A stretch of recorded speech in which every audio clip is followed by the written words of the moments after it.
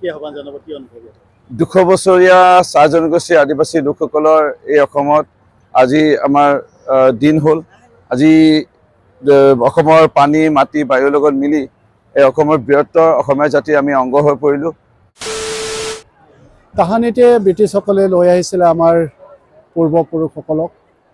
তেওঁলোকে নিজৰ মাটি ভেটি, নিজৰ ঘৰ, নিজৰ ধন সম্পত্তি সকলোবিলাক তাতে এৰি থৈ আহিছিল। जोहार सबको गाइस। गुवाहाटी असम में झुमुर मेगा झुमुर के नाम से वर्ल्ड वाइड विश्व दरबार में एक रिकॉर्ड करे लेकिन जाते और इस बात से पूरा असम के आदिवासी उच्च जनजाति एंड असम बसे सब एक्साइटेड है और बहुत अच्छा फील करा थे। लेकिन उकरे बीच में हमने के उस एरिया के विजिट करे लेकिन एमएलए एमपी मंत्री संजय किसान एंड उस जगह के एमएलए रूपज्योति कुर्मे भी जाके विजिट करलक और सब जन के मोटिवेशनल एक स्पीच भी दिलक और वो स्पीच में आदिवासी मन के हिस्टोरिकल 200 साल के पुराना चार जनजातियों जनगोष्ठी मन के ऊपर में बात कहलक और आदिवासी मन के बारे में भी 2-4 बात कहलक।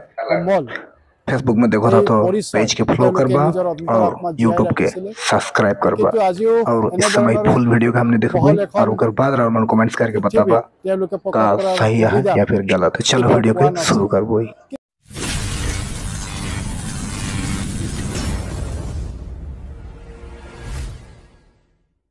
তাহানিতে ব্ৰিটিছসকলে লৈ আহিছিলে আমাৰ পূৰ্বপুৰুষসকলক।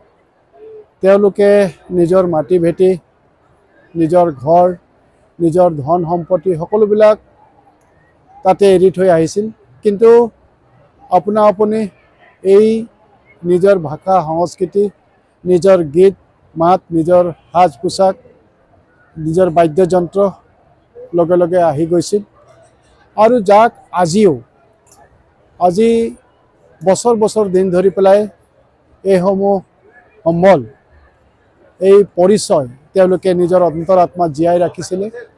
কিন্তু আজিও এনেধৰণৰে বহল এখন পৃথিৱীত তেওঁলোকে প্ৰকাশ কৰাৰ সুবিধা কেতিয়াও পোৱা নাছিল। কিন্তু আজি মাননীয় মুখ্যমন্ত্ৰী ডাঙৰীয়াৰ শক্তিশালী পদক্ষেপৰ বাবেই অসম্ভৱ কাম এটা আজি সম্ভৱ হ'বলৈ গৈ আছে। আজি অসমৰ বিভিন্ন চাহ বাগিচাৰ পৰা আমাৰ শিল্পীসকল আহিছে। একেলগতে প্ৰায় 8,000 শিল্পীয়ে ঝুমুৰ নৃত্য 24 তাৰিখে মাননীয় দেশৰ প্ৰধানমন্ত্ৰী নৰেন্দ্ৰ মোদী ডাঙৰীয়াৰ উপস্থিতিত প্ৰদৰ্শন কৰিব আৰু নিশ্চিতভাৱে ই এক বিশ্ব ৰেকৰ্ড হ'ব বুলি পেলাই আমি আশাবাদী।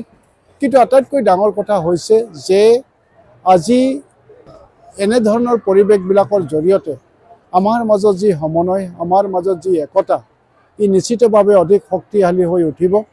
আৰু ইতিপূৰ্বে বিহুৱে বিশ্ব অন্তৰ জয় কৰিবৰ কাৰণে সক্ষম হৈছে আৰু বিহু নাচে ইতিমধ্যে সমগ্ৰ বিশ্বতে সমাদৰ লাভ কৰাৰ লগে লগে বিহুৰ সাজ পোছাক ইত্যাদি সকলো আজি সমাদৰ লাভ কৰিছে আৰু তাৰ পাছতেই আজি এই ঝুমুৰ আমি কৰিবলৈ গৈ আছোঁ। মই আশা কৰিছোঁ বিহুৰ দৰে ঝুমুৰ নৃত্য সমগ্ৰ বিশ্ববাসীৰ অন্তৰ জয় কৰিবৰ কাৰণে সক্ষম হ'ব। 200 বছৰীয়া চাহ জনগোষ্ঠী আদিবাসী লোকসকলৰ এই অসমত আজি আমাৰ দিন হ'ল। আজি অসমৰ পানী মাটি বায়ুৰ লগত মিলি এই অসমৰ বৃহত্তৰ অসমীয়া জাতি আমি অংগ হৈ পৰিলোঁ। আৰু বনোৱা শ্ৰমিক কাম কৰা বা এনেধৰণে এটা সময়লৈকে আমাক ব্যৱহাৰ কৰা হৈছিল। কিন্তু প্ৰকৃততে চাহ জনগোষ্ঠী আদিবাসী লোকসকলৰ যি আমাৰ জাতীয় চিনাকি ঝুমুৰ, এই ঝুমুৰক বিশ্ব দৰবাৰলৈ লৈ পেলাই প্ৰতিষ্ঠা কৰালৈ কোনো চৰকাৰে বা কোনো ৰাজনৈতিক দলে বা কোনো মুখ্যমন্ত্ৰীয়ে সেইটো চিন্তা কৰা নকৰিলে। আজি আমি খুবেই আনন্দিত। অসমৰ সমগ্ৰ চাহ জনগোষ্ঠী আদিবাসী লোকে আমি মাননীয় মুখ্যমন্ত্ৰী ডক্টৰ হিমন্ত বিশ্ব শৰ্মা ডাঙৰীয়াক ধন্যবাদ জ্ঞাপন কৰিছোঁ। 24 তাৰিখে ঝুমুৰ বিশ্ব দৰবাৰত প্ৰতিষ্ঠা হ'বলৈ গৈ আছে।